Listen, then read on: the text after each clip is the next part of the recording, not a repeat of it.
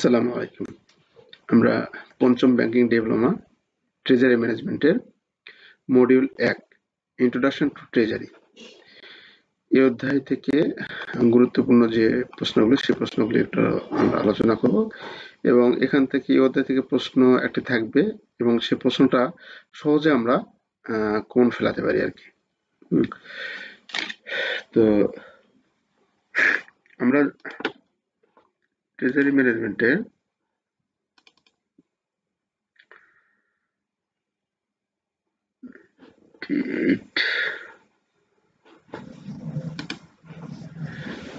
যে প্রশ্নগুলো আছে বিশেষ করে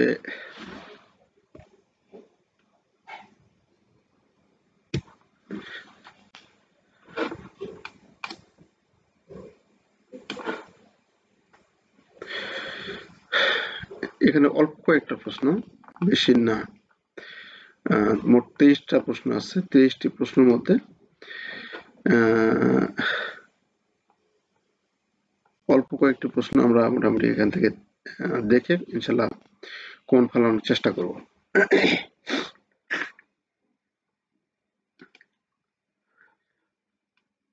এখানে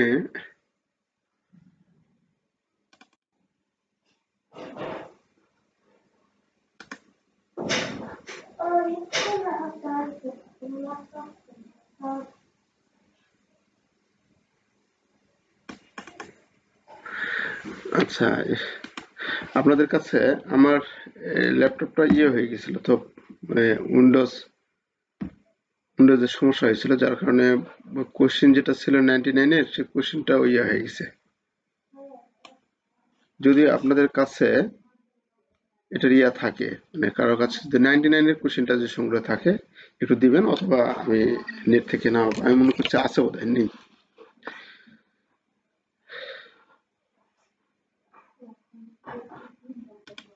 আচ্ছা, তো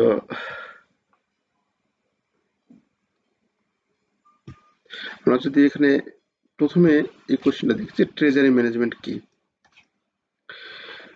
যেহেতু আমাদের সাবজেক্টটা হচ্ছে ট্রেজারি ম্যানেজমেন্ট, তো ট্রেজারি ম্যানেজমেন্ট কি এই বিষয়টা যদি আমরা না জানি তাহলে আমাদের কাছে এটা অপূর্ণতা থেকে যাবে বা পরবর্তী প্রশ্নগুলো আলোচনা করা কঠিন হয়ে যাবে।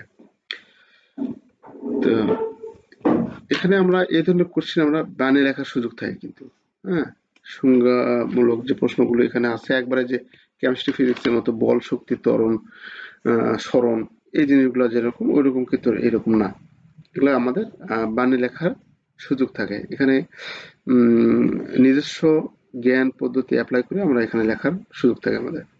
তো ট্রেজারি ম্যানেজমেন্ট, এখানে ট্রেজারি ম্যানেজমেন্ট হলো তহবিলের সর্বোত্তম ব্যবহার করে প্রতিষ্ঠানের তারল্য বজায় রাখা, তহবিলের সামগ্রিক ব্যয় হ্রাস করা এবং নগদ প্রবাহ কার্যক্রম পরিচালনা করা, আর্থিক ঝুঁকি হ্রাস করার জন্য প্রতিষ্ঠানের তহবিল এবং কার্যকরী মূলধনের পরিকল্পনা সংগঠিত ও নিয়ন্ত্রণ করাকে বোঝায়। তো অনেক ধরনের কথা এখানে বলা আছে, তারল্য বজায় রাখা, তহবিলের ব্যয় হ্রাস করা, কার্যক্রম পরিচালনা করা, সবগুলোই কিন্তু আমাদের নগদ টাকার সাথে সম্পর্কিত কথা বোঝাচ্ছে এখানে। হ্যাঁ, নগদ টাকার সাথে সম্পর্কিত ভাষাগুলি এখানে ইউজ করা হয়েছে।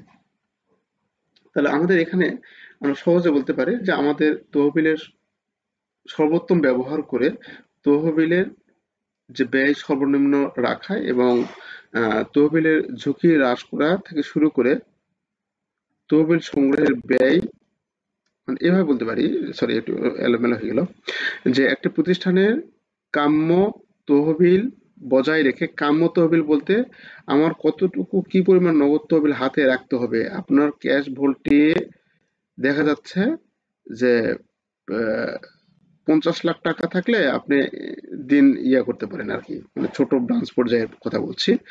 আপনি দিন করতে পারেন, মানে ক্যাশের যে চাহিদা, আমাদের নগদ টাকা যে আসা যাওয়া, ইনফ্লো আউটফ্লো, সেটা আমাদের কভার হতে পারে। সেখানে আপনার দেখা যাচ্ছে যে থাকতেছে 2 কোটি, আবার একদিন থাকতেছে 3 কোটি, একদিন থাকতেছে 5 কোটি। এই যে টাকাগুলো আপনার এখানে থাকতেছে, এখানে তো আলটিমেটলি লস হচ্ছে, তাই না? তাহলে এই যে এটা হচ্ছে আমাদের কাম্য তহবিলের ব্যবহার, আমাদের তহবিলের কাম্য ব্যবহার হচ্ছে না। এই যে 50 লাখ টাকা আমরা তহবিল এমনভাবে বিনিয়োগ করব, মানে আমাদের কাছে যেন উদ্বৃত্ত না থাকে, যে বেশি উদ্বৃত্তটুকু যেটা থাকবে সেটা হচ্ছে বাংলাদেশ ব্যাংকের মাধ্যমে হেড অফিসে পাঠিয়ে দেবো, তাহলে আমরা ইন্টারেস্ট আর্ন করব, আমরা লাভ পাবো। তাই না? তাহলে এই বিষয়টাই এখানে আলোচনা করা হয়। এখানে এই বিষয়টা যে তহবিলে কাম্য মানে যতটুকু না রাখলেই নয়, ততটুকু আমরা এখানে ব্যবহার করব। তাহলে তহবিলে কাম্য ব্যবহার করা নিশ্চিত কল্পে তহবিল সংগ্রহ ব্যয় সর্বনিম্ন করা এবং তহবিলের যে তহবিল সম্পর্কিত যে ঝুঁকিগুলো আছে এই সম্পূর্ণ ঝুঁকিগুলো নিয়ন্ত্রণে রেখে আমাদের লক্ষ্য অর্জন করাটাই হচ্ছে মানে লক্ষ্য উদ্দেশ্য অর্জন করাটাই হচ্ছে আমাদের ট্রেজারি ম্যানেজমেন্ট। তাহলে এখানে আমাদের তহবিল সংক্রান্ত বিষয়গুলো আলোচনা করা হয়। এখানে অন্য কিছু না, আমাদের নগদ তহবিল, সেটা আমাদের বৈদেশিক তহবিল হতে পারে, বৈদেশিক মুদ্রা হতে পারে, আমাদের দেশীয় নগদ তহবিল হতে পারে। তহবিল সংক্রান্ত বিষয়টা এখানে আলোচনা করে, এটা হচ্ছে মাথায় রাখবেন। ট্রেজারি ম্যানেজমেন্টের সর্বশেষ যেটা বলা আছে, মানে সর্বশেষ আমরা বলতে পারি ট্রেজারি ম্যানেজমেন্ট হলো ব্যবসায়ের সমস্ত আর্থিক বিষয়ের ব্যবস্থাপনা। সমস্ত আর্থিক বিষয়ের ব্যবস্থাপনা, যেমন বিভিন্ন উৎস থেকে ব্যবসার জন্য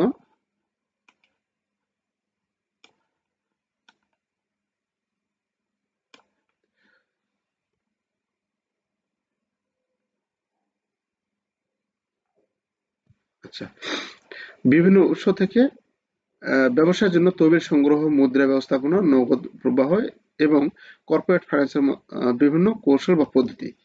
তাহলে এখানে আমাদের নগদ তহবিল সংক্রান্ত বিষয়গুলো নিয়ে এখানে আমাদের মেকানিজম করা হয়। বিভিন্ন তহবিল যেন ব্যয় সর্বোচ্চ না হয়, আমাদের তহবিল যেন অবিভাবে পড়ে না থাকে, আমাদের তহবিল যেন কাম্য তহবিল যেন আমরা রাখতে পারি, এই জিনিসগুলো এখানে আলোচনা করা হয়।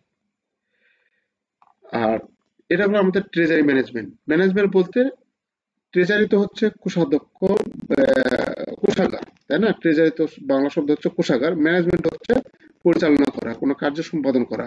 তাহলে কোষাগারে যেন টাকা অলস টাকা পড়ে না থাকে, মানে আপনাদের ক্যাশ ভোল্টে। আর ব্যাংকের সামগ্রিক ক্ষেত্রে দেখা যাচ্ছে ব্যাংকের যে তহবিল বা ট্রেজারি ম্যানেজমেন্টের যে বিভিন্ন জায়গা থেকে আমাদের ক্যাশ ইন হাউসে আসে জমা হয়, যেটা যে আমাদের ক্যাশ যেটা বাইরের চেক চেকে যেটা কালেক্ট করি, যে টাকাটা আমাদের কারবারে আসে জমা হয়, যে তহবিল, এই তহবিলটা দেখা যাচ্ছে যে একবারে 2 কোটি টাকা বা 5 কোটি টাকা বা 15 কোটি বা 20 কোটি টাকা আসে আমাদের জমা হয়েছে। তাহলে এই 20 কোটি টাকা কি করবো? আজকে বিকেলের মধ্যে কোনো জায়গায় ফান্ডের প্রয়োজন বা কেউ আমাদের কাছ থেকে ফান্ড চেয়েছে, তাহলে আমরা সেখানে স্থানান্তর করবো। তা নাহলে যদি আমরা 20 কোটি টাকা আজকে ফেলে রাখি, তাহলে 20 কোটি টাকা ইন্টারেস্ট গ্রাহককে দিতে হবে, কিন্তু আমরা সেখান থেকে আয় আর্ন করতে পারছি না। তাহলে এই জিনিসগুলো ম্যানেজমেন্ট করে, এটা এটা হচ্ছে কর্পোরেট ক্ষেত্রে, এটা আপনার ব্যাংকের সেন্ট্রালাইজ ব্যাংকের ক্ষেত্রে বা সব ব্যাংকের ক্ষেত্রে এটা হয়ে থাকে, যে সেন্ট্রাল কর্তৃক এরা দেখে যে আমাদের চেকে কত টাকা জমা হচ্ছে, আমাদের ক্যাশ কত জমা হচ্ছে, এই বিষয়গুলো কিন্তু হিসাব চাই। যেটা ব্রাঞ্চ ব্যাংকিং সেগুলোতে হিসাব চায় না, সেন্ট্রালাইজ ব্যাংকগুলোতে হিসাব চায় যে আপনাদের দিন শেষে কত টাকা ক্যাশ আছে, দিন শেষে কত টাকা আমাদের আহ, মানে কি বলে আপনাদের বাইরের চেক, সেটা তো বলা হয় যে আউটওয়ার্ড চেক, তাই না? আউটওয়ার্ড আর ইনওয়ার্ড চেক। আউটওয়ার্ড চেকে কত আসছে জমা হয়েছে, তহবিল জমা হয়েছে, এবং ইনওয়ার্ড চেকে কত টাকা তহবিল বের হয়ে গেছে, এই জিনিসগুলো আমরা এখানে হিসাব নিকাশ করিয়ে থাকি আর কি। আচ্ছা, যাই হোক, এটা আপনারা জানেন। এখানে আমাদের ফাংশন চাইছে, ট্রেজারির ফাংশন। ট্রেজারির ফাংশন গুলো আমাদের অত্যন্ত গুরুত্বপূর্ণ প্রশ্ন এটি। ট্রেজারি ফাংশন, ট্রেজারি ব্যবস্থাপনার কাজগুলো কি কি? তাহলে কাজগুলো আমাদের সংজ্ঞার মধ্যে কিন্তু আমরা দেখছি, নগদ টাকা সম্পর্কিত যে কাজগুলো। তো নগদ ব্যবস্থাপনা প্রথমে আছে, এখানে নগদ ব্যবস্থাপনা, তারপর আছে নগদ প্রবাহের পূর্বাভাস, ওয়ার্কিং ক্যাপিটাল ম্যানেজমেন্ট। মানে ওয়ার্কিং ক্যাপিটাল ম্যানেজমেন্ট কোনটা? আমাদের ব্যাংকের ক্ষেত্রে যে ওয়ার্কিং ক্যাপিটাল ম্যানেজমেন্ট আমরা যেটা করি, যে আমাদের ব্যবসা প্রতিষ্ঠানের ক্ষেত্রে, বাইরের ব্যবসা প্রতিষ্ঠানের ক্ষেত্রে প্রত্যেক দিনের ক্রয় বিক্রয়ের ফলে যত টাকা দেনা পাওনার সৃষ্টি হয়, সেটা সেটা নগদ টাকার জন্য, যত টাকা নগদ টাকার প্রয়োজন সেই লেনদেন সম্পূর্ণ করার জন্য, সেটাকেই বলা হয় ওয়ার্কিং ক্যাপিটাল।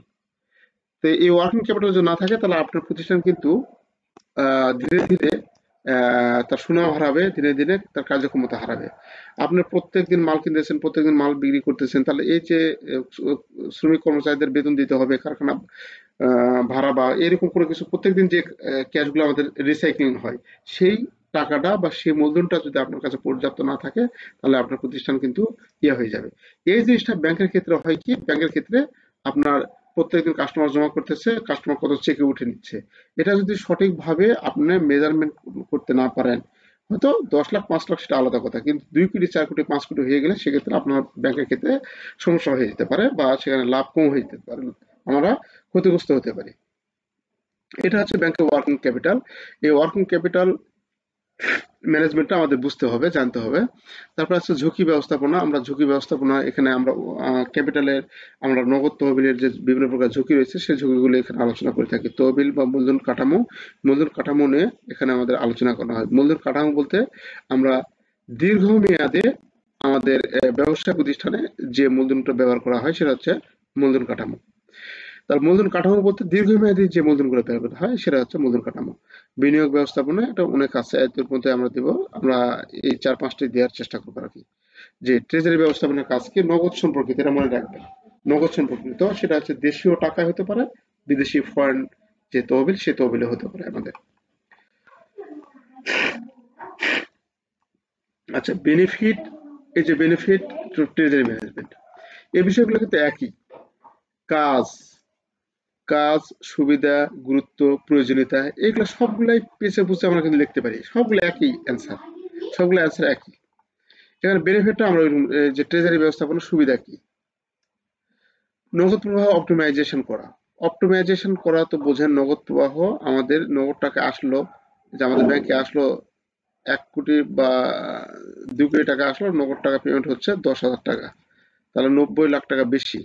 তো 90 লাখ টাকা বেশি আছে, তার মানে এটা আমাদের কাছে হিউজ একটা বিগ অ্যামাউন্ট। এই বিগ অ্যামাউন্ট আমাদের কাছে যখন অলস টাকা পড়ে থাকবে তখন আমরা ইন্টারেস্ট আর্ন করতে পারবো না, এটা আমাদের ব্রাঞ্চের জন্য ক্ষতি হবে, তাই না?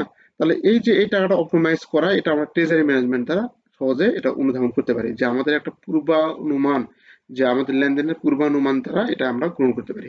2-1 দিন হতে পারে, হয়তো একদিন অস্বাভাবিক লেনদেন হতে পারে, কোন একটা অনলাইন কাস্টমার আমাদের এখানে জমা দিয়ে গেছে, দেখা যাচ্ছে 3 কোটি টাকা দিয়ে গেছে, তাহলে এটা একদিন হতে পারে, তো পরের দিন আমরা এটা সেটা হিরো হিসেবে পাঠিয়েছি। কিন্তু এটা যখন অস্বাভাবিক হবে, মানে এরকম বিষয়, অস্বাভাবিক বলতে যে রেগুলার হচ্ছে, 3 কোটি 5 কোটি 10 কোটি টাকা আপনার ভোল্টে পড়ে আছে, সেক্ষেত্রে এটা সমস্যা।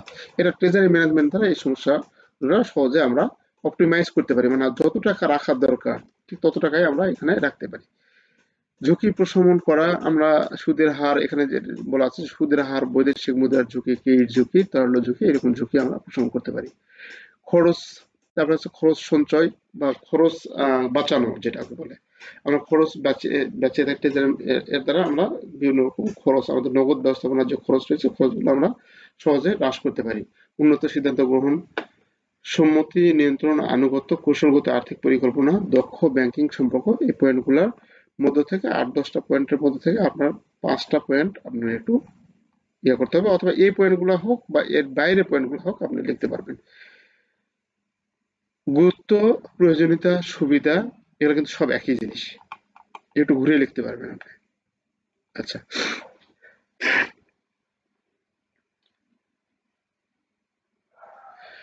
ইন্টিগ্রেটেড ট্রেজারি, এটা আমাদের ইন্টিগ্রেটেড ট্রেজারি, এটা কিন্তু আমাদের অনেক গুরুত্বপূর্ণ একটা প্রশ্ন। এবারে আসার মতো প্রশ্ন, সম্মানিত ট্রেজারি কি? আগের যুগে, বা আগের যুগে না ঠিক বলবো না, যে আজ থেকে দেখা যাচ্ছে 10 বছর 15 বছর আগে ট্রেজারি ডিপার্টমেন্টটা একটু আলাদা ছিল। ট্রেজারি ডিপার্টমেন্টটা আমাদের ফরেন ডিপার্টমেন্ট আলাদা, আমাদের দেশীয় ডোমেস্টিক যে কারেন্সি সেই ডোমেস্টিক কারেন্সি ডিপার্টমেন্ট আলাদা। এখন এই দুটাকে একত্রিত করা হয়েছে, ফরেন এবং ডোমেস্টিক দুটাকে একই ডিপার্টমেন্টে নিয়ে আসা হয়েছে। এই যে একই ডিপার্টমেন্টে যেটা নিয়ে আসছি আমরা, একই বিভাগের মধ্যে যেটা আমরা নিয়ে আসি, এটাকে বলে সম্মিলিত ট্রেজারি। মানে যে ট্রেজারিতে একই সাথে আমরা দেশীয় মুদ্রা এবং বৈদেশিক মুদ্রার কার্যাবলী সম্পন্ন করব, সেটা হচ্ছে আমাদের সমন্বিত ট্রেজারি। অনেক গুরুত্বপূর্ণ প্রশ্ন, আসার সম্ভাবনা কিন্তু 99%।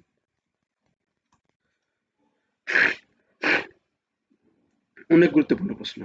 তাহলে এটা মেবি গত পরীক্ষায় তো আসলে প্রশ্নটা আমি কালেক্ট করে আলোচনা করবো, যদি গত পরীক্ষা না আসে তাহলে এটা আপনি ধরে নেবেন এটা দিবে আপনাদের, মানে এত গুরুত্বপূর্ণ প্রশ্ন এটি। আচ্ছা, তাহলে সমন্বিত ট্রেজারিটা কি? আমাদের ট্রেজারিতে 2 ধরনের কারেন্সি আমরা দেখি, একটা হচ্ছে কি বৈদেশিক কারেন্সি, আর একটা হচ্ছে ডোমেস্টিক কারেন্সি বা দেশীয় কারেন্সি। এই দেশীয় কারেন্সি এবং বৈদেশিক কারেন্সি, এই দুই কারেন্সি যখন একই সাথে যখন কার্যাবলী আমরা সম্পূর্ণ করব, সেটা হচ্ছে আমাদের ইন্টিগ্রেটেড ট্রেজারি বা সমন্বিত ট্রেজারি।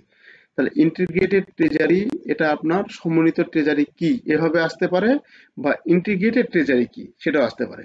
আমরা পড়ে গেছি সমন্বিত ট্রেজারি, কিন্তু পরীক্ষা আসে ইন্টিগ্রেটেড ট্রেজারি কি, আমরা তো হতাশ যে কেমনে কি হবে। কিন্তু না, এর জন্য পাশাপাশি আমরা ইংরেজিটাও কিন্তু দেখব। হ্যাঁ, আমরা কিন্তু এভাবে অনেক প্রশ্ন কিন্তু মিসিং করি, আমরা হারিয়ে ফেলি, আমরা যে আমরা বুঝতে পারি না যে কোন প্রশ্ন, কিন্তু সব প্রশ্ন কিন্তু আপনার পড়ার ছিল। এই বিষয়টা একটু খেয়াল রাখবেন। তাহলে ইন্টিগ্রেটেড ট্রেজারি হলো একটি ব্যাংকিং এর দেশীয় মুদ্রা ও বৈদেশিক মুদ্রার কার্যাবলী একই সাথে সম্পাদন করাকে বোঝায়। বুঝতে পেরেছেন তো, যে দেশীয় কারেন্সি, ডোমেস্টিক কারেন্সি এবং আমাদের ফরেন কারেন্সি, এই দুইটা কারেন্সি যখন একই সাথে সম্পাদন করা হয়, সেটা হচ্ছে আমাদের কাছে সমন্বিত ট্রেজারি।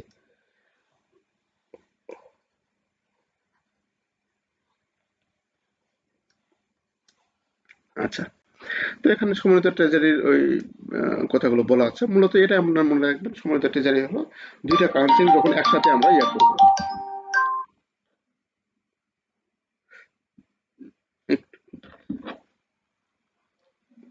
জি, ইসলাম।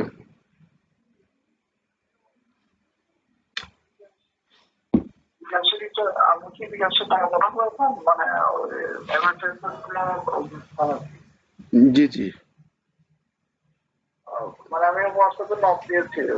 ও আচ্ছা আচ্ছা, আমি, হ্যাঁ আপনি পাঠিয়ে হোয়াটসঅ্যাপে একটু দেন, আমি যে ক্লাসে আছি তো ওই জন্য রিপ্লাই দিতে পারছি না। 8টা থেকে শুরু হয়েছে, 11টা পর্যন্ত চলবে, মানে আমার একাডেমিক ক্লাস শুরু হয়েছে 7টা থেকে, আর 8টা থেকে আপনাদের এগুলা শুরু হয়েছে, 11টা পর্যন্ত চলবে। হ্যাঁ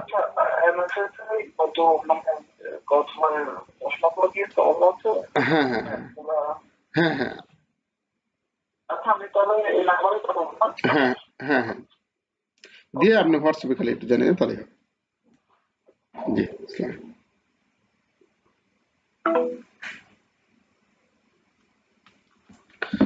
আচ্ছা, তাহলে আমরা এখানে একটা বিষয় খেয়াল করুন, যে ইন্টিগ্রেটেড ট্রেজারি দুইটা, আচ্ছা এটা তো আমরা আলোচনা করলাম, দীর্ঘক্ষণ ধরে কথা বললাম।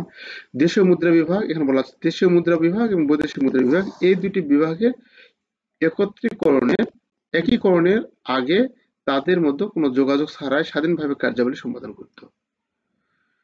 বর্তমানে সুদের হার নিয়ন্ত্রণ, বিনিময় নিয়ন্ত্রণের উদারীকরণ, ফরেক্স বাজারের উন্নয়ন, ডেরিভেটিভস পণ্যের প্রবর্তন এবং সেটেলমেন্ট সিস্টেমের প্রযুক্তিগত অগ্রগতি এবং লেনদেনের পরিবেশের কারণে বৈদেশিক মুদ্রার লেনদেন এবং দেশীয় ট্রেজারি অপারেশনগুলি একত্রীকরণের প্রয়োজন দেখা দিয়েছে। মানে সুদের হার নিয়ন্ত্রণ করার জন্য আমরা বিনিময় নিয়ন্ত্রণ উদারীকরণ, আমরা সহজে যেন বিনিময়গুলো করতে পারি, ফরেক্স বাজারের উন্নয়ন। এখন আপনি কি, ফরেক্স বাজারে আমি আমার এখান থেকে আমি করতে পারতেছি, আমার জন্য এখন আর কোনো স্টক হাউসে বা স্টক এক্সচেঞ্জে যেতে হচ্ছে না, তাই না? এই যে বিশ্ব যে এগিয়ে গেছে, এই জিনিসগুলো কিন্তু আমরা ঘরে বসে করতে পারতেছি। এর জন্য আমাদের আর ওই যে আগে যেরকম আলাদা ডিপার্টমেন্ট ছিল, আলাদা আলাদা ছিল ফরেন এবং ডোমেস্টিক, সেটা এখন আর আলাদা নাই, একই সাথে আমরা দুইটা কাজই সম্পন্ন করতে পারি। ইন্টিগ্রেটেড ট্রেজারি শুধুমাত্র ফরেক্স ডিলিং রুম এবং ট্রেজারি ইউনিটের প্রথাগত ভূমিকায় নয়, অন্যান্য অনেক ফাংশনও সম্পাদন করে থাকে। উপরে আলোচনা বলতে পারি যে কোনো প্রতিষ্ঠান দেশীয় মুদ্রা বিভাগ এবং বৈদেশিক মুদ্রা বিভাগ আলাদাভাবে কাজ না করে একত্রিতভাবে ট্রেজারি বিভাগের কার্য সম্পাদন করলে তাকে ট্রেজারি, সমন্বিত ট্রেজারি বলে। আচ্ছা, এই সমন্বিত ট্রেজারিটা এর উপর আপনি 2-4 কলমে একটু লিখবেন। মোট কথা একত্রিতভাবে কাজ করে, এটাই আমরা একটু লেখার চেষ্টা করব আমাদের ভাষায়। আচ্ছা, তারপরে আছে ইন্টিগ্রেটেড ট্রেজারি ফাংশনটা চাইছে। তো আমাদের বইয়ে এই ফাংশনগুলো দেওয়া আছে, এই ফাংশনগুলো দেওয়া আছে। তা আপনাদের বইয়ের যে ফাংশনগুলো বা বইয়ের যে মেকানিজমগুলো, এই মেকানিজমগুলো একটু আপনি বানিয়ে লেখার পাশাপাশি সেগুলো কিন্তু ইউজ করতে হবে। হুম, সেগুলো কিন্তু ইউজ করতে হবে, এই বিষয়টা একটু খেয়াল রাখেন।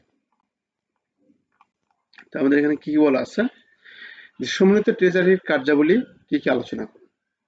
রিজার্ভ ব্যবস্থাপনা ও বিনিয়োগ, এটা হেডিং দেওয়া আছে বইয়ে।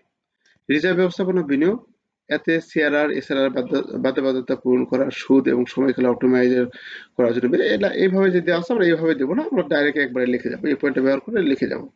রিজার্ভ ব্যবস্থাপনা, রিজার্ভ মানে আমাদের কাছে যে রিজার্ভ বলতে আমাদের কাছে যে টাকাটা থাকে আমরা ব্যবহার করার জন্য, পরবর্তীতে বা ভবিষ্যতে ব্যবহার করার জন্য যে টাকাটা থাকে আমাদের গচ্ছিত থাকে সেটা হচ্ছে রিজার্ভ। এই রিজার্ভ ব্যবস্থাপনা এবং বিনিয়োগ, আমাদের টাকা কোন কোন খাতে বিনিয়োগ করব, কত সময়ের জন্য বিনিয়োগ করবো, এই জিনিসগুলা এই সমন্বিত ট্রেজারির দ্বারা আমরা জানতে পারি। মূলত ওই ট্রেজারির দ্বারাও এটাও জানতে পারি, কিন্তু এখানেও আমরা এই একই পয়েন্টটা অ্যাড করবো আর কি। তারল্য তহবিল ব্যবস্থাপনা, যেটা আমরা ওখানে দেখলাম, তারল্য তহবিল ব্যবস্থাপনা আমাদের তহবিলটা কি পরিমাণ অপটিমাইজ, কি পরিমাণ অপটিমাইজ রাখবো, বা কাম্য তহবিল কতটুকু থাকবে সেটা আমরা হিসাব করি। কত তহবিলের আমাদের সুদহার কত হবে, তহবিল কতদিন পর্যন্ত থাকবে, এই জিনিসগুলো আমরা এখানে আহ, আলোচনা করি, কার্যাবলী সম্পন্ন করি এখানে। এই যে তহবিলের মিশ্রণ, মুদ্রা, মেয়াদ, খরচ, এই তহবিল সংক্রান্ত বিষয়গুলো আমরা আলোচনা মানে এখানে ইয়ে করা হয় আর কি, আলোচনা করা হয়। আচ্ছা, তারপরে এখানে আমাদের সম্পদ দায় ব্যবস্থাপনা, ঝুঁকি ব্যবস্থাপনা, স্থানান্তর মূল্য, এই পয়েন্টগুলো আপনাদের ওখানে আছে। ডেরিভেটিভ পণ্য, আরবিট্রেজ, মূলধনের পর্যাপ্ততা, এই বিষয়গুলো আমরা আলোচনা করব। এই ডেরিভেটিভস অধ্যায় আছে, আলাদা অধ্যায় আছে। এখানে আমরা মানে ঝুঁকি গ্রহণের জন্য যে বিভিন্ন পদ্ধতিগুলো রয়েছে, আমাদের ঝুঁকিগুলো স্থানান্তর মানে আপনি যে কাজ করেন সে কাজের ঝুঁকি বন্টন করার জন্য যে বিভিন্নগুলো মাধ্যম রয়েছে, বিভিন্ন উপায় রয়েছে, এই উপায়গুলোকে আমরা ডেরিভেটিভ বলি। ঠিক আছে? কিরকম বিষয়টা, ধরুন আপনার ব্যাংকে ক্যাশ ইন ট্রানজিট, আপনি মনে করেন ধরেন বাংলাদেশ ব্যাংকে পাঠাবেন, একটা রিস্কের ব্যাপার, এর জন্য কি করে বিমা করতে হয়। তাহলে আপনার যে ঝুঁকিটা বিমা কোম্পানি গ্রহণ করতেছে, এটা একটা ডেরিভেটিভস, ডেরিভেটিভ চুক্তি এটা, ঠিক আছে, বিমা কোম্পানির সাথে। এইরকম ঝুঁকি আমরা বিভিন্ন আমাদের ফরেন কারেন্সির ক্ষেত্রে এরকম ঝুঁকি তৈরি হতে পারে। এরকম ঝুঁকিগুলো আমরা পরবর্তীতে ডেরিভেটিভস অধ্যায়ে আলোচনা করবো আর কি। তো এটা হচ্ছে সহজ উদাহরণ বোঝার জন্য।